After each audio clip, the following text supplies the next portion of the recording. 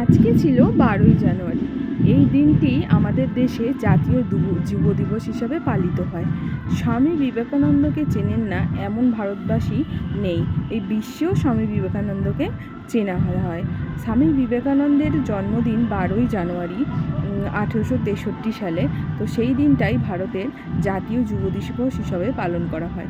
স্বামী বিবেকানন্দের লক্ষ্য ছিল এই দেশকে তরুণ যুব সমাজের জন্য যাতে তারা এগিয়ে যায় এবং এই দেশকে রক্ষা করে, কারণ তারাই এই দেশের ভবিষ্যৎ। তো আমাদের পাড়ায় সেদিন ছোট করে একটি র্যালি আয়োজন করা হয়েছিল। সেই র্যালিতে